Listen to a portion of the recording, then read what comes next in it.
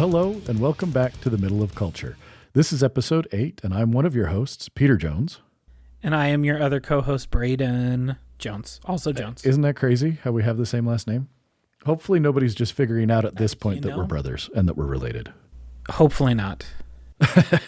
So, before... And if you are, welcome, and we are siblings. It is true. We are, and we do welcome you. This is a surprise for you, Braden, but I thought I would go ahead and just announce it here. As of last week, people can go ahead and go to themiddleofculture.com, and boom, there we are. There's all our episodes. There's where you can subscribe.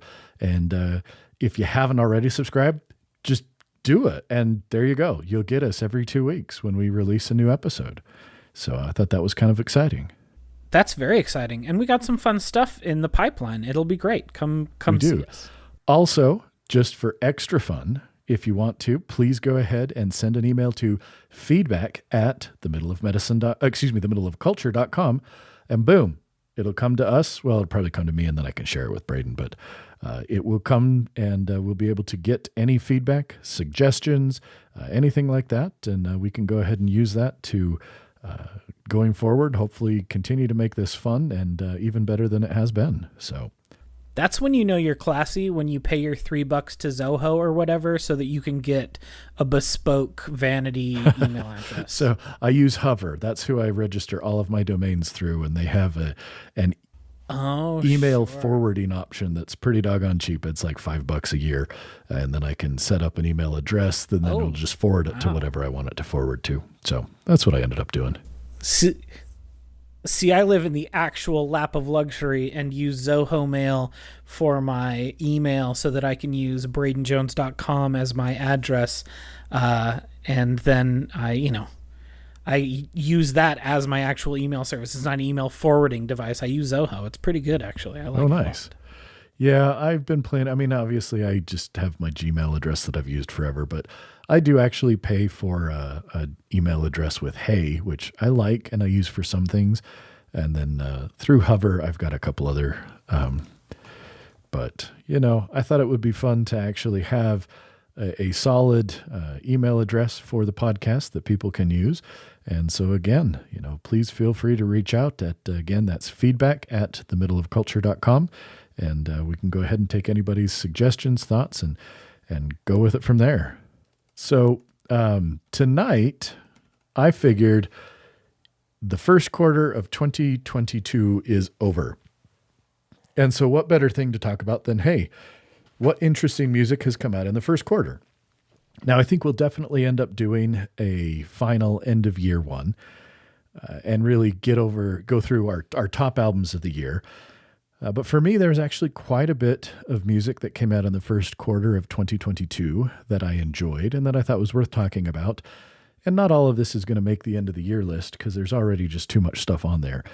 But some fun things to talk about, and we thought we would go ahead and talk about that today since we are entering the second quarter of the year. So, yeah, I too am very excited. A lot of good stuff came out in the first 3 months of the year, and some real surprises. Some things that I was like, really? And then it turned out pretty good, which I'll get to.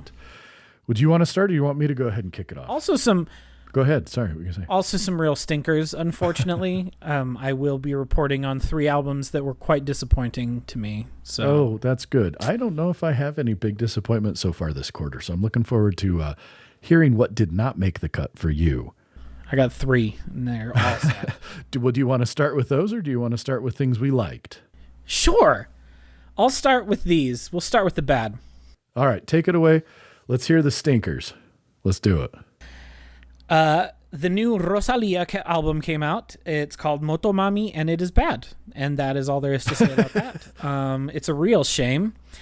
I can't think of what her previous album was called, but it was extremely good.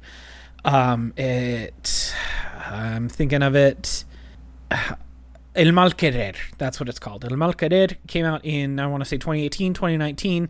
Very good. Very cool mix of like flamenco with pop and reggaeton and all this sort of stuff. And then Motomami came out and it was very bad. So sorry, Rosalia. You're going in the trash heap. Here's one that I think is very interesting because they actually made my best of album list for 2021. Okay. And their new release came out, and I found it incredibly underwhelming, which is by the band Black Country New Road. Their new album, Ants from Up There, came out, and it is not nearly as exciting as their debut album was. It is a lot poppier and less propulsive, and it doesn't have... It doesn't feel as chunky. It just feels a lot looser and kind of limper in its production, and I don't like the songwriting nearly as much, which is weird because the other one came out like 7 or 8 months ago. Huh. So I don't know what the big difference is between what came out last year and what came out this year, but I was very unimpressed by it. Maybe it'll grow on me. That happens sometimes. You know, I remember the one that sticks out the most to me is when the band Foals put out their second album, and I just hated it. And I wrote a blog post about why I hated it so much. And then I think someone from the band commented on the blog and just said, "Listen again." And I was like kind of offended, but then I did, and it turned out that I ended up really liking that album. It's not as good as their first one, but it ended up growing on me. So maybe that's what'll happen with Black Country New Road. Okay. But so far I'm not really into it. And then lastly is the best of these three by a country mile, and it is only on the disappointments list because of how much I've enjoyed her previous albums, and that is Mitski's new album, Laurel Hell. It's fine. It's even great for not Mitski.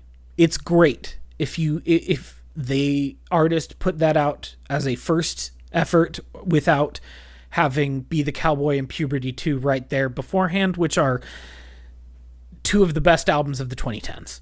But unfortunately, Mitski put out two of the best albums of the 2010s in Puberty 2 and Be the Cowboy, and Laurel Hell just doesn't have it for me the way that those other two did. It's good, but it's not as good as her previous work, so it definitely doesn't make the good list of 2022 so far. Okay. So those are my three kind of stinkers. So I was looking through the list of stuff that I've added to my library in 2022, and there are actually a couple that I think I'll mention, in that one is a band who I don't know if it's that it's not for me anymore, or if something about this most recent album just isn't clicking. But that would be the band Ashes of Aries.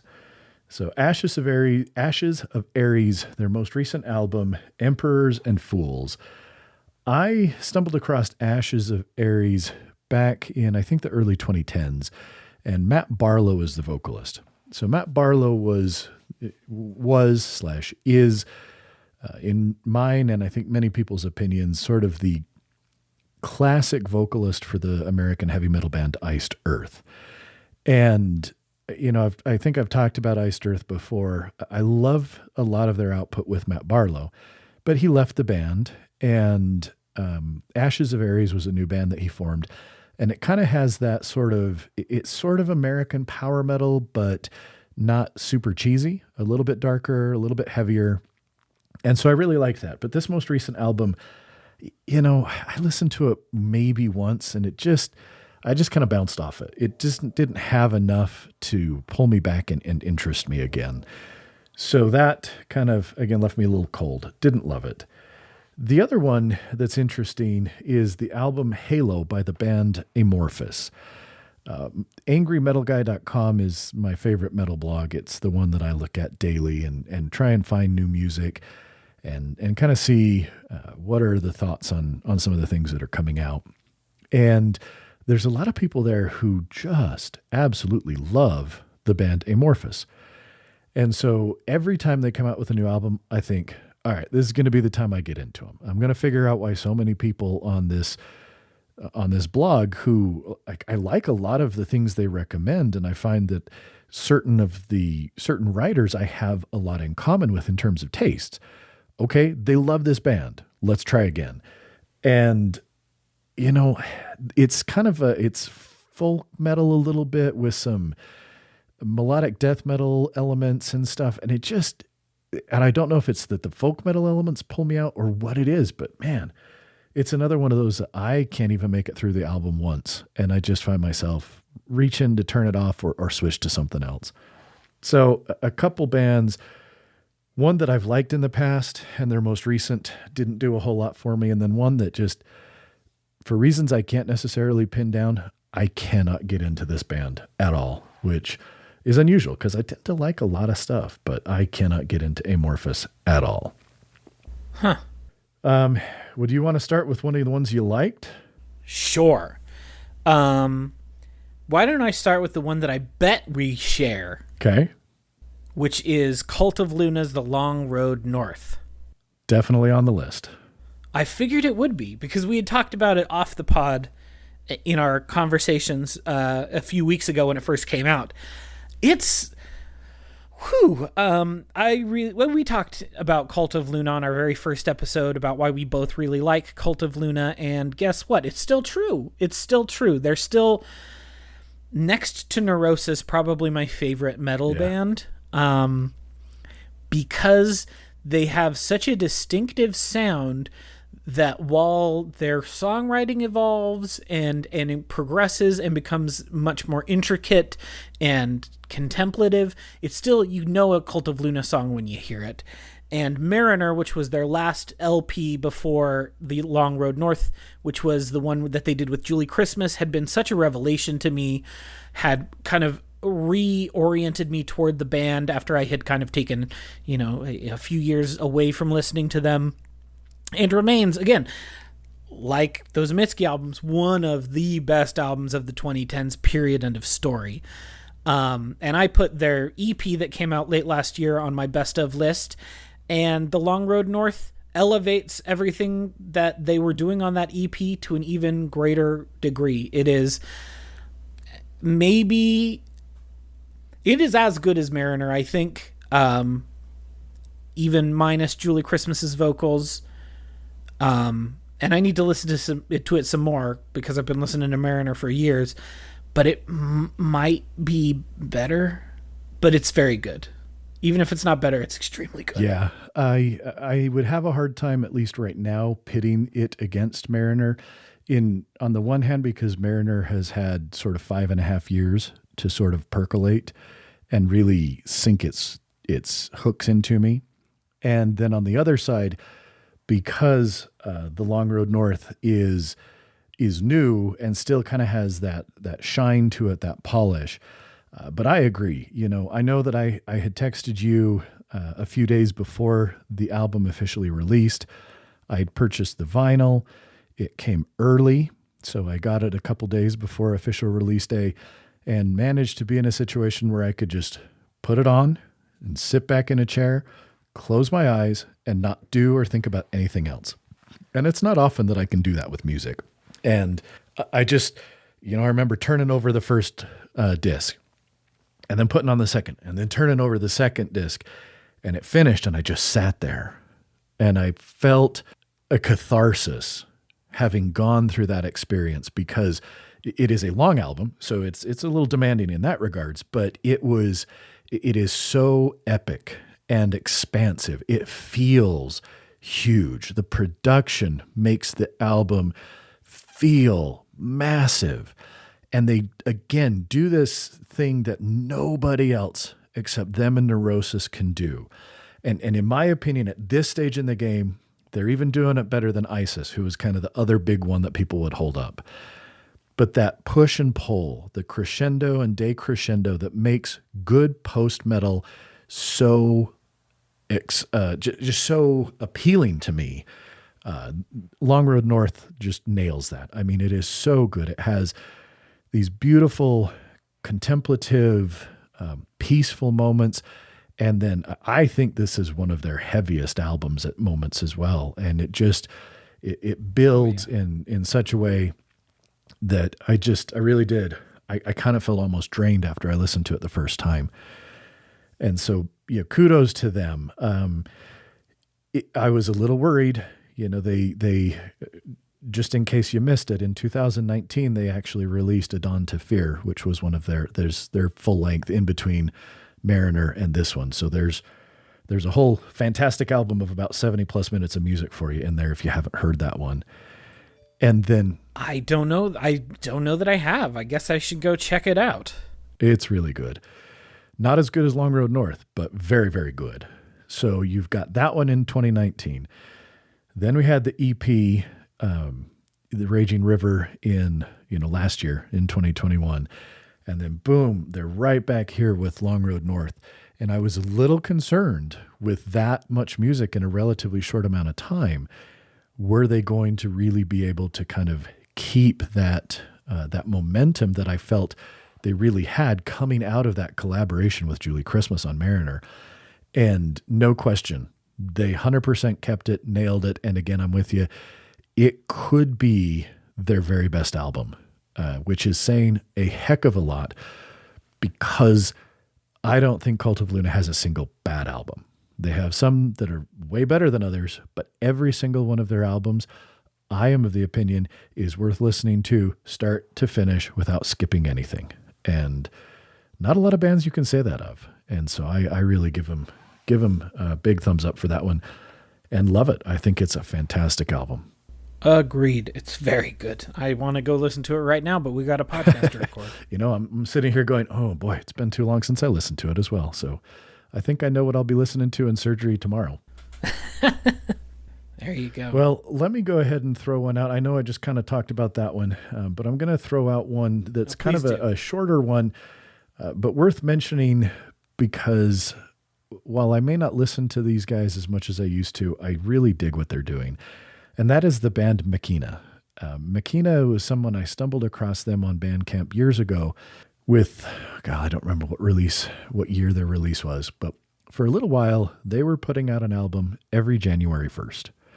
And so it was kind of an exciting thing where, you just knew, all right, new Makina album, January 1st, let's see what it's going to be. They're an interesting mix of sort of progressive, technical death metal. They're moving away, like this most recent album, Venator, has far fewer harsh vocals on it and a lot more clean vocals. There is a little bit of, in the style of Ayreon, a kind of slightly up its own backside science fiction story that connects all of the different albums. But they do a really, really nice job at this symphonic, melodic, progressive, at times kind of technical death metal thing that, even if I don't love every album of theirs and I don't listen to it a ton, when they put out a new album, I'm going to buy it as soon as it comes out on January 1st. They've taken a break a little bit and haven't done every year for the last few years, which I think has actually made the music a little bit stronger. I think they recognized sometimes perhaps trying to stick to that schedule didn't do them any favors. But it's a fun album. It's not my favorite of theirs. It's not something that I've gone back to a ton this year, but I definitely listened to it quite a bit when it very first came out. And I think that it's worth listening to. I just love the conceit of putting out an album on January 1st every year. That's great. They did it, and they did it for a number of years, and they're still sticking with it, and actually kind of surprised me because I wasn't expecting it. And then all of a sudden I got the email from Bandcamp on January 1st saying, hey, Makina just released a new album. And I was like, whoa, wait a second. And went and snagged it. And it's fun. Again, not my favorite. It's not going to make my end of year list, but worth talking about because I like what these guys are trying. Nice. Well, another one that I want to mention is I'm going to stick to the rock and metal area for now with my second one I will mention, which was a total surprise to me because this band hasn't had an album come out since 2002. Ooh. And that is Stabbing Westward. Did you know Stabbing Westward was back? I had no idea. Stabbing Westward is back with an album called Chasing Ghosts, and do you know what it sounds like? Like it's 1998 again. It sounds like it's 2001 and you are booting up Vampire the Masquerade Bloodlines for the very first time on your little Pentium 75 computer, praying that it will run. It will not, but that's what it feels like. It feels like I am booting up Vampire the Masquerade for the very first time in 2001, and I'm ready to hear some industrial rock. And it was so much fun. It was so much fun to sit down and listen to a brand new Stabbing Westward. That's awesome. I had no idea. Yeah, you should go check it out. I really enjoyed Stabbing Westward when I was younger. I really liked industrial music. I was a big Nine Inch Nails fan. I still like Nine Inch Nails. Who am I kidding? But I don't listen to him as often these days because Trent Reznor's too busy off making weird ambient soundtracks for bad movies. But they're not all bad, but most of them are bad. Any movie written by Aaron Sorkin is going to be bad. Sorry, The Social Network. David Fincher can't save an Aaron Sorkin script. And that's a fact. But Stabbing Westward is one of those bands that I just loved when I was younger. I just really, I remember buying their album that had What Do I Have to Do on it years and years ago. Darkest Days. It was such a good album. I loved that album so much. I probably still have it on CD somewhere in this house.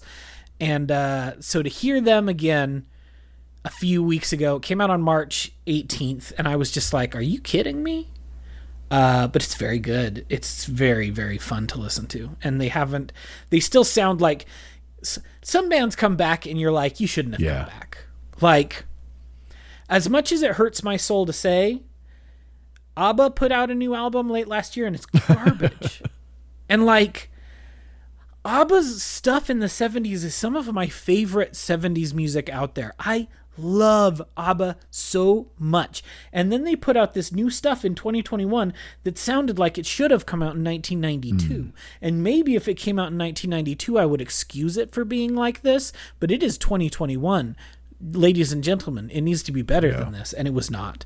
And so thankfully, that is not what we got with Stabbing Westward. We got, hey, do you remember what we sounded like in the 90s? Here's more of that, and it's good. So I was really happy with that. Very cool. I will definitely have to check that out. So my next album that I'm going to talk about, again, sort of falls into the... Now, this one is a little bit less like Amorphous, where I'm like, I don't understand. This is a band that I should listen to way more than I do. And that band is Wilderun. And their most recent album, Epigone, came out to the very beginning. It was early January. I've been a fan of this band since their second album came out a number of years ago. And what they do is, again, it's sort of that, it's take older Opeth, but put in a lot more sort of folk metal elements to it. And it's very progressive, a lot of really interesting things they do. And when I listen to parts of this album, I will really enjoy them. But it's a little long for me. And for some reason, the length of this and the length of some of their songs is off-putting to me in a way that I don't fully understand. Because we just talked about Cult of Luna, and that's a long album, and there's long songs on there. But they don't feel long in the way that some of the Wilderun songs feel. So this is one of these albums that I am determined to really understand and appreciate before the end of the year. We'll see if that actually happens. But on paper, these guys really are right up my alley and should be something that I just can't stop listening to. And while I've enjoyed parts of what I've heard, I don't think I've actually made it all the way through the album, start to finish, in a single sitting. So I don't know. It's an interesting band that, again, has all the elements that should make them something that really clicks with me. And there's no question that this is high quality music, but something about it has just been a little off-putting. So I wanted to mention them because I really do. I love the concept of what they're doing. And back before they got signed to, I think they're signed to Century Media now, but before they got signed, when they were independent, they were super cool. I think I'd on Bandcamp bought their first two albums on CD because they were offering the CD. And I got the CD sent to me with a couple little handwritten Post-it notes from the band that was like, hey, Peter, thanks so much for supporting us, that kind of thing. Oh. And, those little things go a long way to making you kind of want to stick with a band. At least they do for me. And so, I don't know. I like them. I want to like this album more. I want to get into it more. And I'm hoping to before the year is up. So we'll see if we wrap back around to the latest from Wilderun a little bit later this year. But well, fingers crossed. Hopefully you'll catch the vision. And if not, that's okay. No big deal. It's not like there isn't a bajillion other things that came out. It is true. All right. What's your next one? All right. The next one I want to mention. Yeah, the next one I want to mention is the self-titled debut from a group called Wet Leg, which is a indie rock, Britpop type band. And the way I would describe Wet Leg is, I was talking to my spouse Cassie before this recording about this, and I was like, there's a lot of indie rock out there, and most of it is very bad. Most of it, you listen to it and you're like, this isn't very good, and if I look you up on Wikipedia, your parents are going to have blue. Have you ever heard that meme about never ask an indie artist why their parents have blue names on Wikipedia? I have not. And it's because most indie artists, the only reason they're able to survive and get deals is because their parents are rich people who know people, and they're not actually very good, and their music isn't very good, but they get a lot of promotion because their parents know people, and that's how they become best-selling artists. But every so often, you'll find an indie rock band where you're like, I can't discernibly explain what is better about this, but something is working better about this than is working in most indie rock groups. And that is exactly what I feel about Wet Leg. It feels like you're listening to it and you're like, okay, this is like indie rock, but there's something about it that just like gets in your brain and works. It's a very fun album. Their lead single is a song called Chaise Longue, and I love anytime anyone calls that piece of furniture by its actual name instead of a chaise lounge. It's long, guys. It's Longue, not Uge. But anyway, they're very good. It's got a good vibe to it. It's real short. You get in and out really quick. But it just, and the other thing that's really interesting is they're technically a duo. They have some touring musicians and session musicians, but really it's these two women, Rhian Teasdale and Hester Chambers, and you can almost immediately tell which of the two wrote the song when it starts, which I think is really interesting, because they just have very different writing styles, even within the sphere of indie rock. And it feels kind of fun for that reason. It feels like early Tegan and Sara, where you could definitely tell, oh, this is a Tegan song or this is a Sara song. Whereas nowadays they've worked together long enough that their styles have really, really blended. This you can definitely tell, oh, this is a Rhian song, this is a Hester song. And it just feels good. It's poppy, it's fun, it's light. It's going to be fun summer listening. Excellent. So my next album is from the band Dawn of Solace. And Dawn of Solace was a band that kind of snuck up on me back in 2019 with what was technically their second release. This band was a side project of another artist. I'm pretty sure he's from Finland. And their first album actually came out in, I believe it was 2006. I hadn't ever really heard it or listened to it until their second album, Waves, came out, and it actually might have been 2020, now that I'm thinking about it. Anyway, Waves was this blend of sort of similar to more recent, more modern Catatonia, in the really smooth vocals, really the vocal style, very approachable, very sort of friendly, but with just a little bit of kind of a gothic sound to it, making it just a little bit darker. And musically, it was, again, it's still metal, but it didn't feel real heavy. It wasn't metal that was hitting you over the head. And their newest album, Flames of Perdition, that came out in January, was very much in a similar vein. In fact, I think I might have read that most of these songs were written at the same time as the songs on their first album. Catatonia is one of those bands that if I took a handful of their albums and picked a few songs here and there, I could compile one of the greatest albums of all time by cherry picking from here and there from their last few albums. But they haven't been super consistent, and their most recent album really kind of left me cold. It just didn't interest me that much. Same.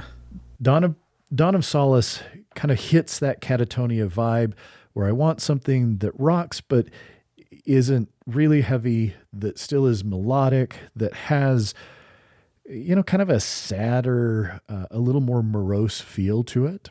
And so they really nail that in a way that I enjoy a lot, and kind of fills that Catatonia-shaped hole in my heart that has been there for the last couple albums, where they just haven't quite clicked with me the way they did on earlier albums. So I highly recommend Dawn of Solace, Flames of Perdition, and really all three of their albums, even the one from 2006. It has a lot more harsh vocals, of which there really are none on their two most recent albums. And so it's a little bit of a different vibe, but all three of them are good, with these last two, Wings and Flames of Perdition, just being excellent examples of, if you want that kind of a little gothic rock, a little bit of doom metal, but not too heavy, nothing that's going to hit you over the face, and is on the surface fairly accessible, but has a nice amount of depth to it underneath to really dig in and listen to over and over again. Nice. That sounds... I do think it's interesting that their early work had harsher vocals and their newer work doesn't, also like Catatonia, hopefully for better reasons than poor Catatonia's lead singer having to stop doing harsh vocals, or he was going to lose his voice entirely. But no, they got a new lead ultimately singer. It's been for the benefit of the band. The clean vocalist on Dawn of Solace did. The clean vocals on their two most recent albums were with a different person, who I think has a much better voice than the clean vocalist on their first album. Okay. And so I think that they recognized, hey, he's got a great voice. He's really strong. Let's just lean into that. And so it's been, like I say, both albums are great and worth checking out. Well, that's good to know. Good to hear. Okay, my next one is God Don't Make Mistakes by Conway the Machine. Have you ever heard of Conway the Machine? I have not, but I dig the name. He's a great name. He's a rapper from Buffalo, so he's got East Coast style, but like Rust Belt East Coast style rap. And God Don't Make Mistakes is his second album, and it's just really tight. I don't even know how to explain it. It deals with a lot of like, you kind of got two things when you have a rap album, and this is like traditional rap. You have one of two things that happens. It is either an album about their sexual proclivities, or an album about how hard their life has been. And this is the latter, to its benefit, usually. There are some of those albums about how crazy one's sex life is can be very fun. Megan Thee Stallion is one of the greatest rappers to ever live, and Fever was an entire album about how good she is at sex. I'll just take your word for it, because I recognize the name of that artist, but I don't think I recognize anything by them. She's incredible. And Fever is one of the best debut rap albums ever made. But again, the whole album is about how good she is at sex, essentially, and how much she wants to do it. That's not what Conway's music is like. And I think to its benefit, it deals with a lot of feelings and anxieties of growing up in Buffalo and trying to like become a rap star and dealing with all that sort of stuff. And it's just really impressive. It has a really good ear for beats. It has very good beats. And which is, the most important thing when it comes to a rap album, because you can always just stop paying attention to whatever words are being said. But if the beat is bad, then I'm not going to listen to it anymore.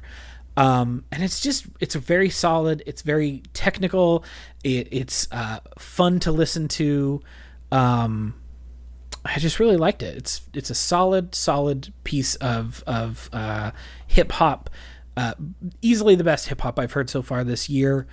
Which it's been a little light so far. But I really am enjoying it. And I'm really excited, especially as, again, Conway the Machine is a younger artist. This is only his second album. I liked From King to a God, which was his first album, but not nearly as much as I like this new one. So I'm definitely excited to see where he goes in the future and as he grows as an artist moving forward, because this one just had some real great stuff on it. Excellent. Definitely not something that I listen to very much, but, good to know that there's good stuff out there. So all right, yes. Now you have to follow this up with like some really weird death metal thing, because I just talked about hip hop. So please give me something, the weirdest thing on your list. The weirdest thing on my list. Well, let's go with, and it's really not that weird, but I'm going to go ahead and throw out the third album, second full-length album by the band Hath. And Hath is cool if you're a nerd, because all of their albums thus far are sort of based off of the Dark Souls mythology. So nerdy in that we've got blackened death metal that is incredibly heavy, that is all sort of themed off of this series of video games that has, quite a hardcore following. I loved their first full length, and their very first album, their EP Hive, they reissued and remastered a couple years ago as well. And I love both of them. And I go back to them often when I just need something that is heavy, that is abrasive, that is, again, it's definitely death metal, but almost with just that little bit of almost even a little harsher edge by just adding that kind of blackened bit to it. And this newest one, All That Was Promised, is just as good and perhaps even better than the first two, in that there's a definite maturation that has happened to the band. They're progressing, they're kind of coming more into their own, where it feels like there's a stronger sense of identity here. And so I am a huge fan and really was looking forward to this album, and it did not disappoint at all. So I don't know if it's weird, but I'll follow up your rap album with some blackened death metal based on the Dark Souls series of video games. Well, that's fun. Who doesn't want to listen to some black and dark metal about Dark Souls? I mean, I know I'm a fan, like I said, so I don't know why anyone wouldn't be. That's fair. That's very fair. What else you got for us? We're going to swing it back totally the other direction again with another sophomore album. Lots of sophomore albums making this list, apparently. Orville Peck just put out a new album just actually last week. It's called Bronco, and it's great. Are you familiar with Orville Peck at all? I am not. I cannot say that I am. He is a country music artist, okay. But not country in the vein of like modern rock okay. country. Country more in the vein of older style country, or more like alt country type stuff, like kind of a blend of like, say, like early Garth Brooks or, mid-period Kenny Rogers, but with like a side of a more like alternative or indie production that you'll get from like a Casey Musgraves. But Orville Peck does country music. It's very good. He is a very weird character as a human.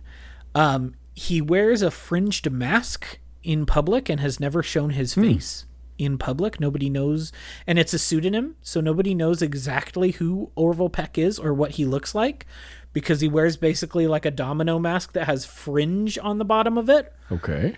And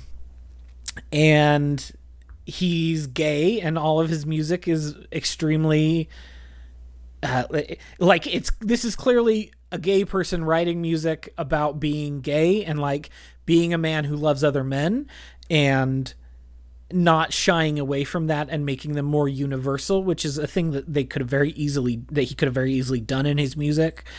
But like his music is so clearly rooted in his queer identity. And I think that makes it a much stronger work. but I don't know. It's got a really good vibe to it. It's really easy listening. It's very, he's got a really smooth voice is the best way I would describe Orville Peck's voice. And I just really like it. I'm really impressed by this sophomore effort. I enjoyed his first album, Pony, but Bronco, which is this new album, it builds on a lot of the stuff that he was doing with Pony, and tightens it up and is just a more mature, full effort as an artist. So I am really enjoying it so far. Again, it just came out last week, so I haven't listened to it a ton, but I have really, really enjoyed it so far.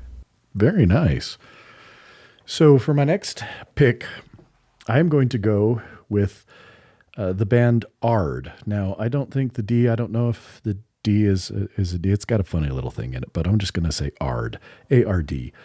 They are from Northumbria in the UK, and it's predominantly a one-person project. The main guy behind it, he's a member of another English band, Winter Phyleth. I love Winter Phyleth.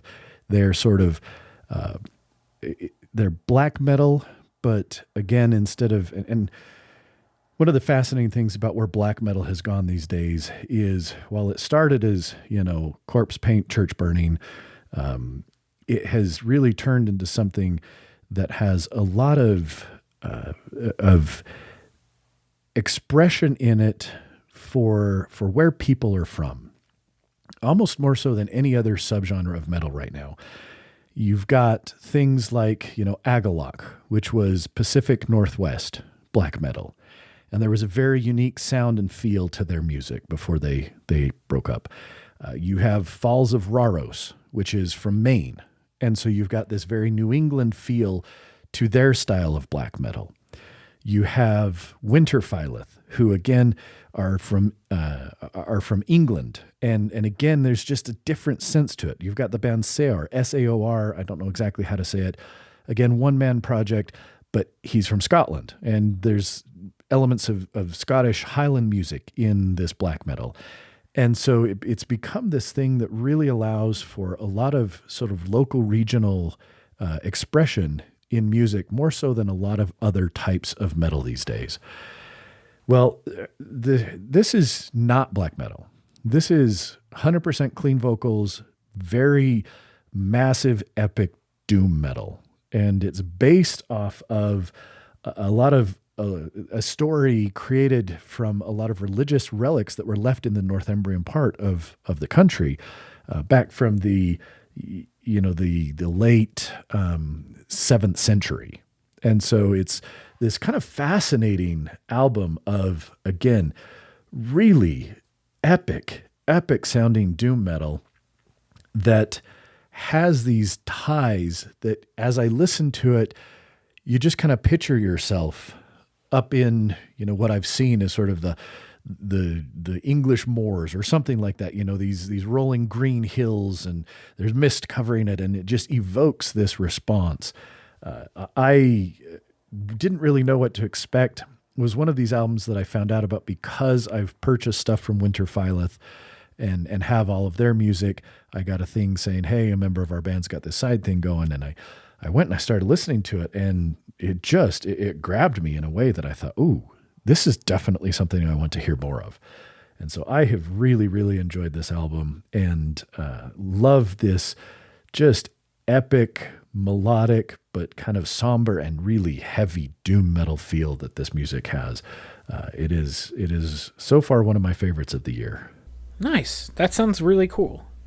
And I like that sense of place that has become such a thing in black and gray metal. Like you said, it builds like a feeling, like that regionality is present in the work, and I think that helps make the work what it is. I love that in certain genres. I love when that happens, in like Southern style metal, like, your bands like Baroness and Mastodon and those kind of bands, Kylesa, that have that like very strong regional flavor to them. Speaking of which, talking about regional flavor of metal bands, this is just a thing that popped into my brain. I haven't listened to it yet. Have you heard of the video game Norco that just came out last week? Yes. getting really good reviews. Supposed to be a really cool kind of magical realism adventure game about what it's like being Kentucky Route Zero, but for Louisiana, basically. I don't know if you ever played Kentucky Route Zero.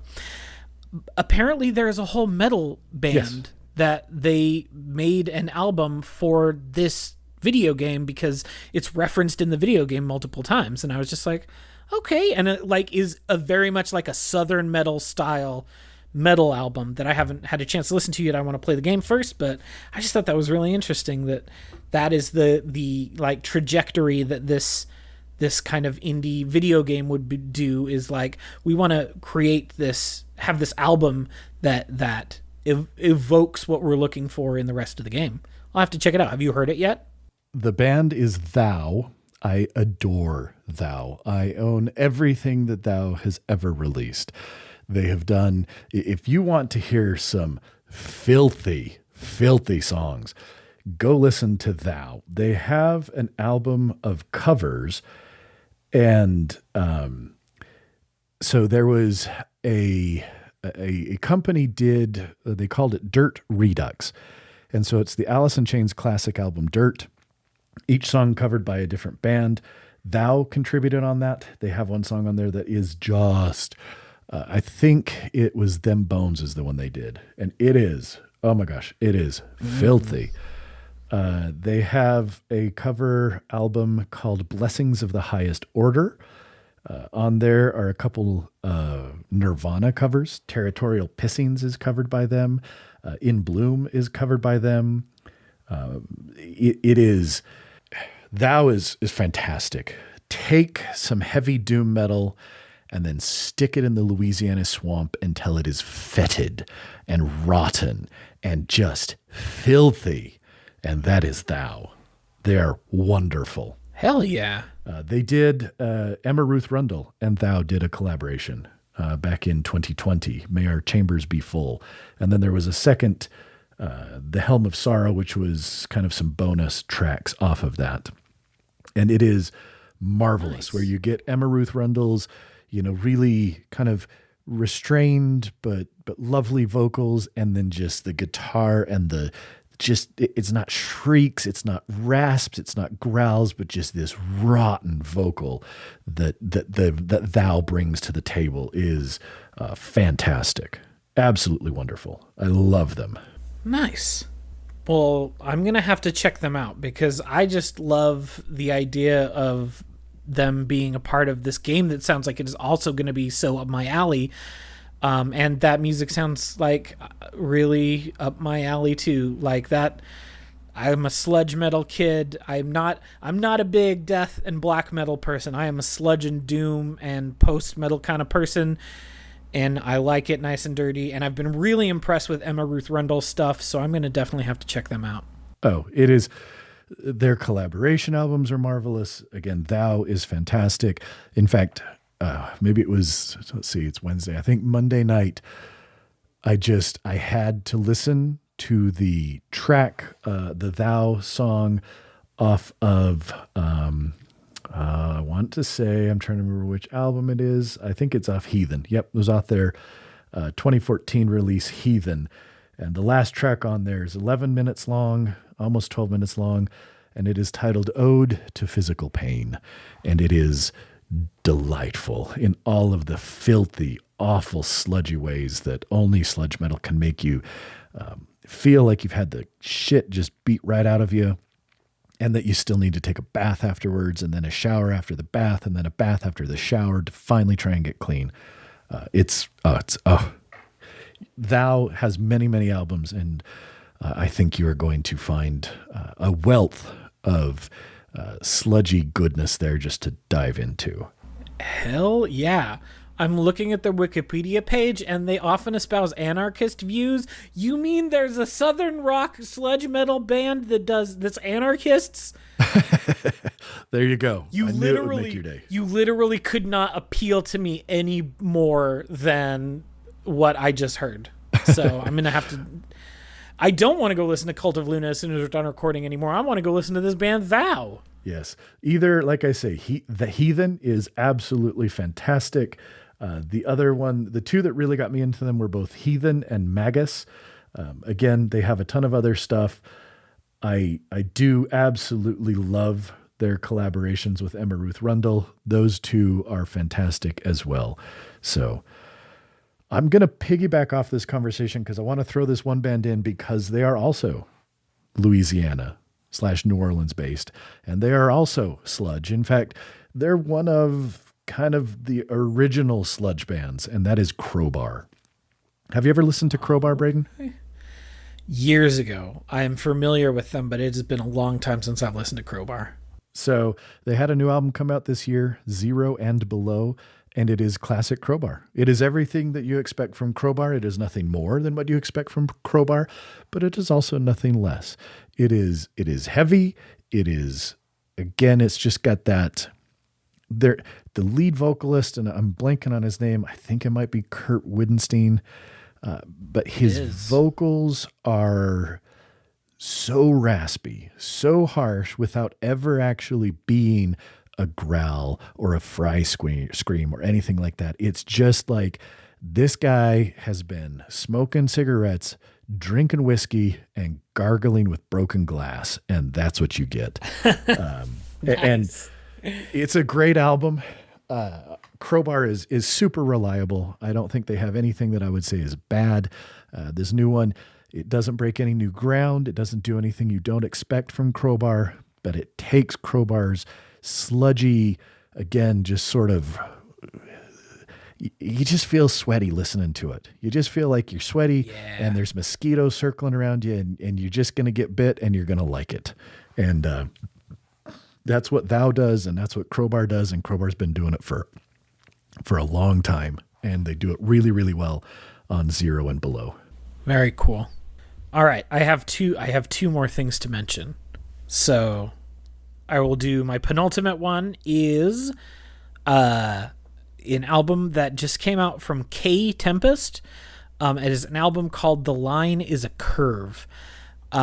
K Tempest is a spoken word performer and poet. Okay. And so the line between spoken word poetry and rap is very fine already. And once you put some beats under it or some music under it, then spoken word poetry, or like beat poetry, is really just rap at that point, right? Yep. So that's kind of what K Tempest does. They are doing some really kind of cool, spacey, ambient background sound, and then performing this spoken word poetry rap over the top of it. And that's what they've done on all of their previous albums. I was really impressed with their 2019 album, The Book of Traps and Lessons. So I was really excited when I heard that they had a new album coming out. And it came out a couple of weeks ago, and I've been really, really loving listening to it. They just have a really deft hand for lyricism, for finding melody in the sentences that they put together and the ways that they structure the phraseology and all that kind of stuff. It's very well constructed from a poetic standpoint. These are lines that lilt and have tone and balance to them. And Kay performs it in a very, kind of almost sort of straightforward style. It doesn't have the bravado, but it also is not like, trying to be monotone. It has just a very abrupt, straightforward style to the way that they rap, essentially. And this is a very weird album. I will gladly say this is probably the strangest album on my list. Extremely niche, but I'm just really impressed with them and what they're doing. So obviously it's not for everyone, but boy, is it for me. Cool. Very nice. Well, I'm going to run through a few because I have more than two left. So I'm going to try and get through some of these quick and then kind of hit my last few big ones at the end. Did you know that Ari and Lucason's Star One had a new album come out this year? I have not listened to anything from that dude in a long time, so no. I still like it. I still like most of his stuff, although I will say the last album to carry the Ayreon name, yeah, it felt disconnected from the larger Ayreon universe and didn't quite click for me, but I still like what he does. I love his over-the-top rock opera sensibilities, and Star One is fun. It's another one of those, same conceit as the last. Every song is based off of some, in many cases, a little bit of a cheesy science fiction movie, but it is good. It has the standard sort of Arjen Lucassen epic feel to it. The plethora, the whole bevy of different vocalists that he has on there always keeps it, at least to some degree, entertaining for me, because you always wonder who's going to come in next. And their vocal performances, he does a wonderful job of coaxing great performances out of great singers, and this is no different. Definitely worth listening to if you're into Arjen's shtick, but I mean, it isn't anything different than what you expect from a Star One album. Okay. I'm going to go ahead and mention the band Persephone. Persephone's newest album, Metanoia, is excellent. I first became familiar with Persephone a number of years ago with their album Spiritual Migration. And I remember when I first heard Spiritual Migration, I thought to myself, oh, this is what Dream Theater could sound like if they weren't such a bunch of self-congratulatory wankers and they didn't have a terrible lead vocalist. So basically they'd have to change their entire identity. But there was something about it that just reminded me of earlier Dream Theater, in that progressive, but pretty technical without bordering all the way up into, kind of technical death metal, which I always think it's funny when you see something with the members of Dream Theater and they seem to be like, oh my gosh, we are so technically good. And I just kind of go, man, I know like at least a dozen tech death bands who just bury you in terms of raw skill. Oh yeah. Same with like every math rock band in the history of math rock. Oh, heck yeah. So, anyway, this isn't about all the different reasons why I can't stand Dream Theater anymore, but this is about Persephone. And again, it is a great album. It is melodic. It is heavy. It has some guest vocals from Einar, I'm blanking on his last name, the lead singer of Leprous, which was interesting because I just saw Leprous in concert a week and a half ago or so. So when all of a sudden I was listening to Metanoia again, I was like, wait a second. Why is Einar on this? This isn't a Leprous album. And then I thought, oh, that's right. He did some guest vocals for them. The band is from Andorra. And so I don't know many other metal bands from Andorra, but they've got a number of albums under their belt and they are good. And they are just, I don't know if I could say it's not their best album, but it is a nice progression, a nice maturation, and a sign that it is a band with a strong identity who continue to make great progressive metal with some harsh vocals. I don't know that I go all the way to call it death metal, because it is far more kind of intricate, melodic, and progressive than we generally expect from death metal, but they're great. And Metanoia is a fantastic album. I'm going to throw one other out here, and then I'll wrap up my others in my final little bit, and that is the band Grand Harvest. Grand Harvest is kind of came out of nowhere. I read a review, and they were talking about some kind of death doom, and I like death doom a lot. I like that combination of, doom metal, really kind of heavy, epic sounding, a little slower, and then add in some of those death metal elements. Grand Harvest is from Sweden, and it is their album Consumatum Est is heavy, it is dark, it is powerful. It is a little bit ugly in all the ways that you want a good kind of death doom album to be a little ugly. And this is one that the first time I listened to it, as soon as it was over, I just started it right back up and said, oh, I definitely need more of this. And it's a great album that I have really, really enjoyed in the last few weeks since it came out. Nice. All right. So my last one, I saved it for last because it's the one I have definitely listened to the most that came out this year, which kind of surprised me, to be perfectly honest. I didn't expect to like this album as much as I have, but That is the new album from The Weeknd. Okay. Called Dawn FM. I have never been that big of a fan of The Weeknd. I really enjoyed his first album that came out back in 2011. I guess it was, technically, I think it was an EP. But I really enjoyed Thursday, which came out back in 2011. I thought it was very good. I really enjoyed what he was doing there, but it just kind of fell apart as things went on. I didn't care for, his first LP, Kissland, really did not do it for me. And I really hadn't liked any of his stuff until Dawn FM came out. And I think the reason why Dawn FM works for me so much is it's a concept album in the way that I like concept albums nowadays, which is not overwrought lyrics that all connect to each other, but like a combined essence and vibe of the thing. And it is one that I've heard a few albums over the years do this conceit, and I've always found this conceit to be really fruitful for me. And that is the conceit that you are listening to the radio. And so there are DJ breaks where they like talk to you as the listener and space in between the songs, and there's a jingle for the radio station Dawn FM that you are supposedly listening to. But this is specifically the radio station you listen to in purgatory before you Okay. go on to your next life.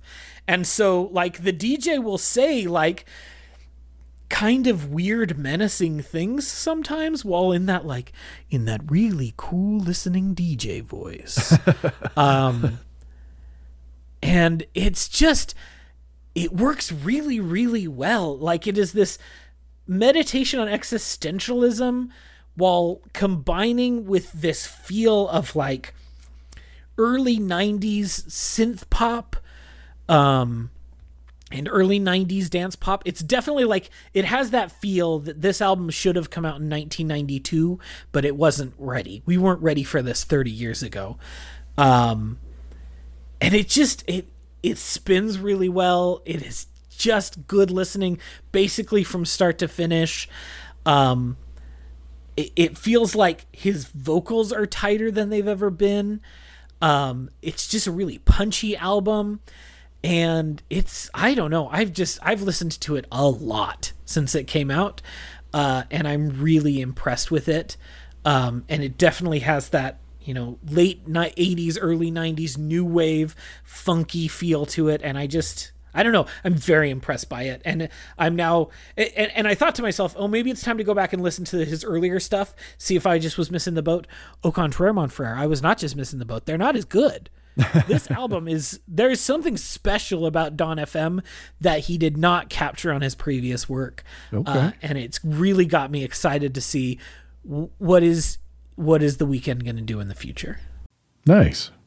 Excellent. Well, I'm going to go ahead and wrap it up again. Like I say, I have a few more to talk about, so I'll try and make it quick. First, we're going to tackle, African-American spiritual black metal.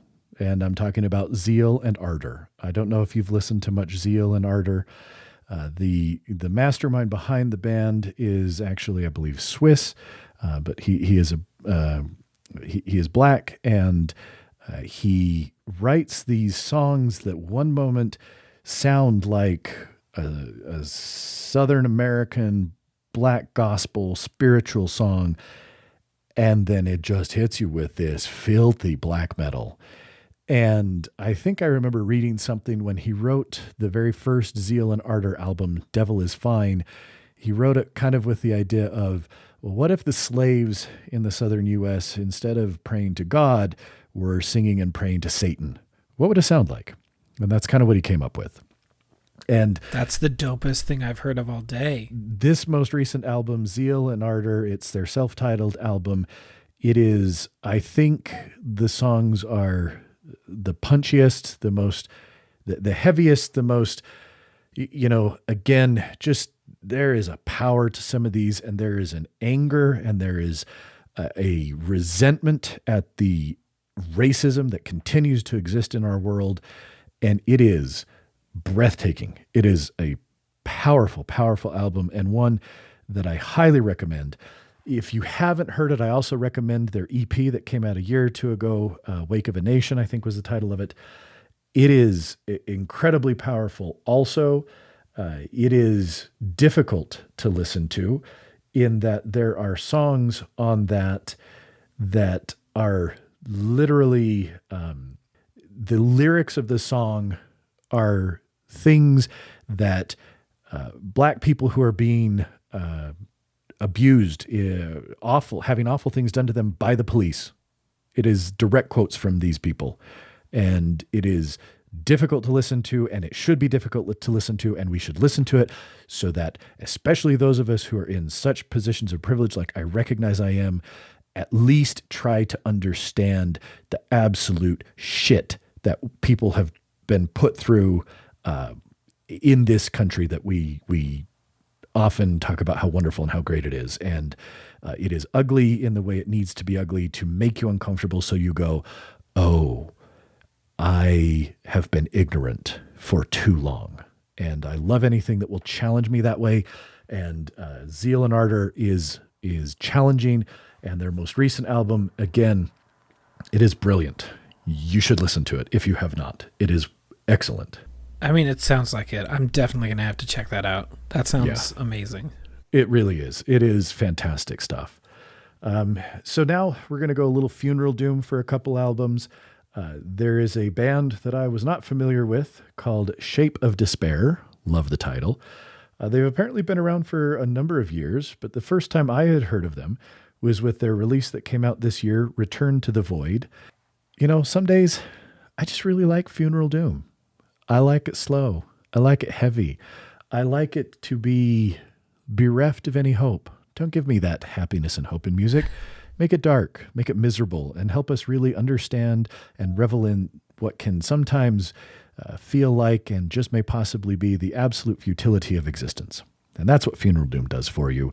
And Shape of Despair does it in a beautiful way. And it is a great album that I actually only recently really got into, and it was good enough that I was like, I've got to talk about it. Another Funeral Doom release is by the band Wraithstorm, and this is their first album, Unseen and Unfound. It is a single track. It is 37 and something minutes. Well, it's exactly 37 minutes long. It is three people. It is Alicia Cordesco on bass. Alicia had previously been the guitarist for the American power metal band Judicator. I believe she has since left the band, but that was kind of where she first was playing. And with a longtime friend of hers, Lux Edwards, who does the vocals, and then they have somebody on drums. And that's all it is. It's vocals, it's bass guitar, it's drums. You don't know that it's just bass guitar because Alicia does a really nice job of making it sound like an electric guitar and giving you layers to it in a similar way that Bellwitch does, which again, Bellwitch has no electric guitars. It's only bass and drums. And this is an interesting album in that the lyrics by Alicia they're very interesting to read. And they really kind of talk about her story as a transgender person in America in these modern times. And so she is a transgender person who has transitioned from male to female. And Lux Edwards is, again, I don't know the full degree, but to some degree, is either non-gender binary or has had a similar sort of journey. And so this really was an opportunity for them to express some of the journey that they have been through and the struggles that they have had. And it is great album. I love it. I've been listening to it a ton since it came out. And technically I cheated because I think it did come out on April 1st. So technically it should have been second quarter. But I've listened to it enough that, and it has impacted me enough that I was like, I don't want to wait 3 months to talk about it. I got to talk about it today. I had at least two that came out in April, so I think you're safe. Perfect. If it was before the pod, it counts. Sounds good. All right, my last two. The Swedish band Glosson, Gloson. They are, I don't know that this is going to be my favorite sludge metal album of the year, but their newest album, The Rift, is neck and neck with Cult of Luna on the sludge, massive sort of post-metal sludgy side of things. So I'm still leaning towards Cult of Luna as being my favorite of these two, but The Rift is so good and so strong that it is definitely rivaling Cult of Luna for my current favorite sludge album of 2022. So it is excellent. I cannot recommend it highly enough. Sounds like. And then to finish off in with an album that surprises me still how enamored I am with this album. And that is the album Damnum by Allegion.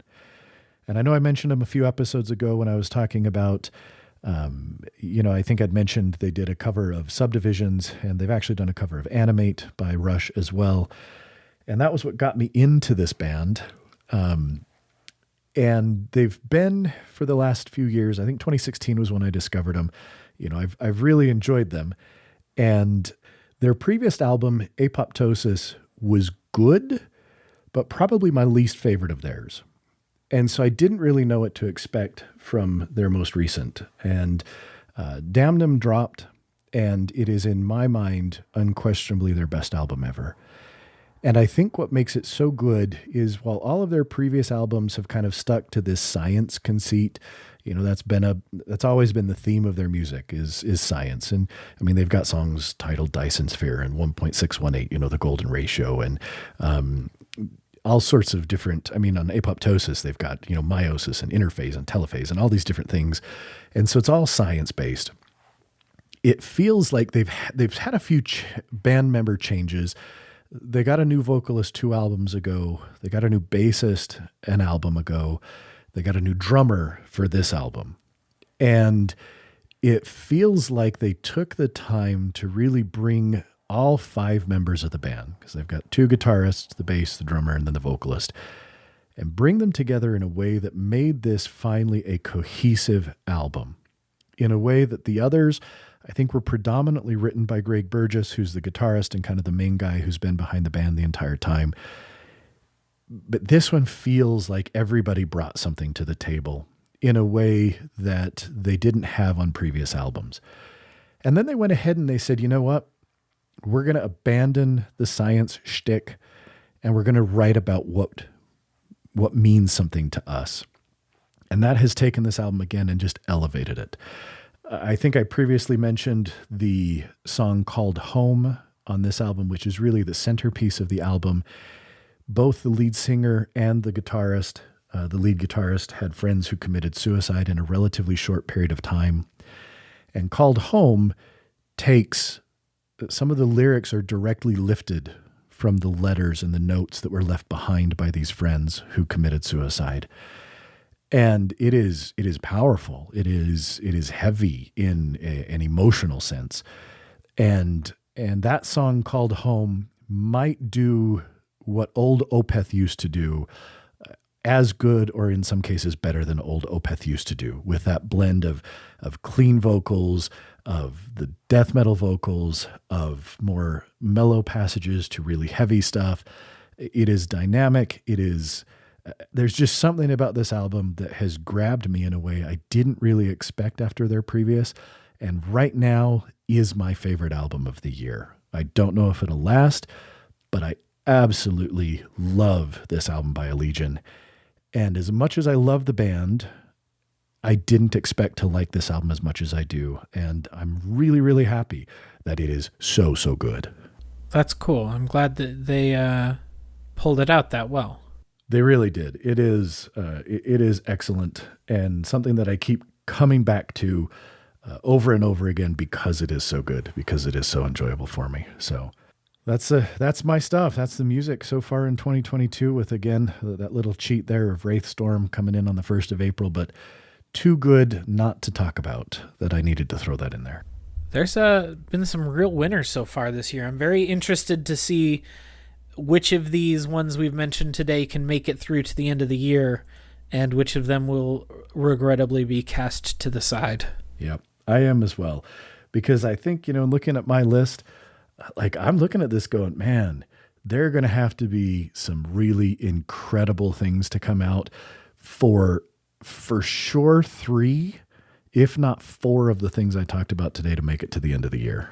Yeah.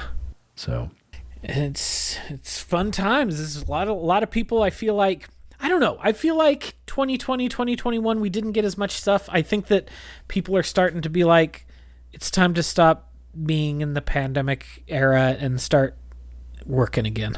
I don't know. Well, and I almost wonder if some of these albums, because bands couldn't really tour and stuff, I get the feeling that some bands at least said, well, let's take that energy and let's put it into our music, into a new album. And I almost feel like some of these albums have become stronger because there was a forced break from the touring and the performing in public and all that, and gave people a chance to really go, okay, let's just put ourselves into this music. That's a good theory. I think that might hold, I think that there's something there. So, well, thanks again to everybody for listening. I did happen to check in iTunes the other day, and we have a couple reviews, and they were 5-star. So thank you so much to the people who did leave us a review. And again, prayer hands emoji. That's exactly right. And we welcome more people to go ahead and leave us a review, and we hope that it's a 5-star review. And please don't hesitate to send us an email. Drop by themiddleofculture.com, and you'll be able to see all our episodes. And if you haven't subscribed, you can subscribe there, or you can always just subscribe. We should show up in pretty much any podcast player that you're using. And give us a listen, give us a subscription. And thanks again for listening and joining us on this musical journey today. Yeah, thanks, everyone.